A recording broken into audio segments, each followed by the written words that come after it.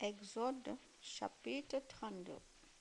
Les Israélites brisent l'alliance avec Dieu. Les Israélites fabriquent un dieu, le veau d'or. Le peuple voit que Moïse met du temps avant de descendre de la montagne. Alors les Israélites se réunissent près d'Aaron et lui disent: Allez, fabrique-nous un dieu qui marche devant nous. En effet, nous ne savons pas ce qui est arrivé à Moïse, l'homme qui nous a fait sortir d'Égypte.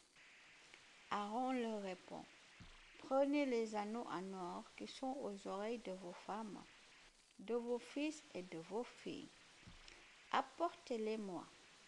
Tous les Israélites enlèvent les anneaux en or qui sont à leurs oreilles et ils les apportent à Aaron. Celui-ci les prend. Il les fait fondre dans un moule et il fabrique une statue de veau. Alors les Israélites disent: Voici notre Dieu qui nous a fait sortir d'Égypte. Quand Aaron voit cela, il bâtit un autel devant la statue et il dit: Demain, nous ferons une fête pour le Seigneur. Le jour suivant, tôt le matin, le peuple offre des sacrifices complets et ils apportent des sacrifices de communion. Les Israélites s'assoient pour manger et pour boire. Puis ils se lèvent pour s'amuser. Alors le Seigneur dit à Moïse: Descends tout de suite. En effet, ton peuple que tu as fait sortir d'Égypte est tombé dans un grand péché. Très vite, ils ont quitté le chemin que je leur avais montré. Ils se sont fabriqués un veau à métal fondu. Ils se sont mis à genoux devant lui et ils lui ont offert des sacrifices. Ensuite, ils ont dit: Voici notre Dieu qui nous a fait sortir d'Égypte. Eh bien, je le vois, ce peuple est un peuple à la tête dure. Maintenant, laisse-moi faire. Je vais me mettre en colère et je les détruirai. Ensuite, je ferai naître de toi un grand peuple. Mais Moïse demande avec force au Seigneur son Dieu de calmer sa colère. Il lui dit: Tu as utilisé ta puissance grande et terrible pour me faire sortir d'Égypte, pour faire sortir d'Égypte ton peuple. Et maintenant tu veux te mettre en colère contre ce peuple. Pourquoi donc? Si tu agis ainsi, les Égyptiens vont dire: Le Seigneur est méchant. C'est pourquoi il a fait sortir les Israélites de notre pays. Il a voulu les tuer dans les montagnes et les faire disparaître de la terre. Seigneur, calme le feu de ta colère. Renonce à faire du mal à ton peuple. Souviens-toi de tes serviteurs Abraham, Isaac et Jacob. Tu leur as fait toi-même ce grand serment. Je rendrai vos enfants et les enfants de leurs enfants aussi nombreux que les étoiles du ciel. Je leur donnerai le pays que j'ai promis et ils le posséderont pour toujours. Alors, le Seigneur renonce au mal qu'il voulait faire à son peuple. Moïse descend de la montagne. Il tient les 2 tablettes de pierre gravées de chaque côté où les paroles de l'alliance sont écrites. Ces tablettes sont le travail de Dieu. Dieu lui-même a écrit ses commandements sur elles. Josué entend les cris poussés par le peuple. Il dit à Moïse: Il y a des bruits de guerre dans le camp.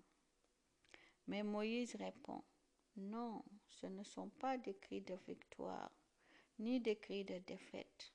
Moi, j'entends des chants de fête.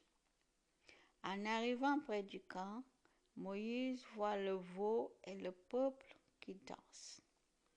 Il est rempli de colère. Il jette les tablettes de pierre qu'il tient dans ses mains et il les casse au bas de la montagne. Il prend la statue de veau que les Israélites ont fait et il la jette dans le feu. Puis il la réduit en poudre fine. Il met cette poudre dans de l'eau et il donne l'eau à boire aux Israélites.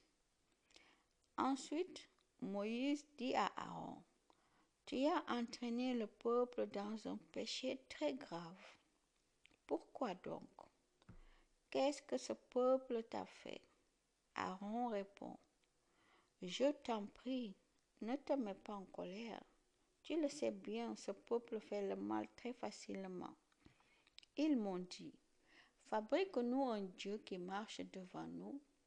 En effet, nous ne savons pas ce qui est arrivé à Moïse, l'homme qui nous a fait sortir d'Égypte. Alors, je leur ai demandé, qui a de l'or? Ils ont arraché les bijoux de leurs oreilles et ils me les ont donnés. Je les ai fait fondre au feu et voilà le veau qui en est sorti. Les conséquences de la faute. Moïse comprend Aaron qu'Aaron a laissé le peuple faire ce qu'il voulait. Alors les ennemis peuvent facilement se moquer des Israélites. Moïse va donc se mettre à l'entrée du camp et il crie, ceux qui sont pour le Seigneur, venez ici. Tous les hommes de la tribu de Lévi se réunissent autour de lui. Moïse leur dit, voici ce que le Seigneur Dieu d'Israël commande. Chacun de vous va prendre son épée. Vous passerez et repasserez dans le camp, d'un bout à l'autre. Vous tuerez vos frères, vos voisins, vos amis, vos voisins. Les Lévites obéissent à Moïse et 3000 Israélites environ meurent ce jour-là. Alors Moïse dit aux Lévites, aujourd'hui, vous avez été consacrés au Seigneur, au service du Seigneur. En effet, vous n'avez pas hésité à tuer même vos fils ou vos frères.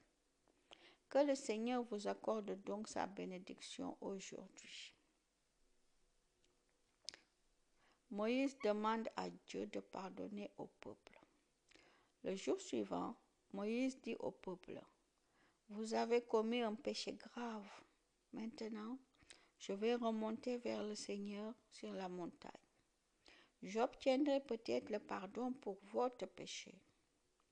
Moïse retourne vers le Seigneur et il lui dit, hélas, Seigneur, ce peuple a commis un péché grave. Ils ont fabriqué un Dieu en or. Pardonne-leur, je t'en prie. Sinon, efface mon nom du livre de vie que tu as écrit. Le Seigneur répond, non, de mon livre, j'effacerai seulement le nom de ceux qui ont péché contre moi. Maintenant, va, conduis le peuple à l'endroit que je t'ai dit.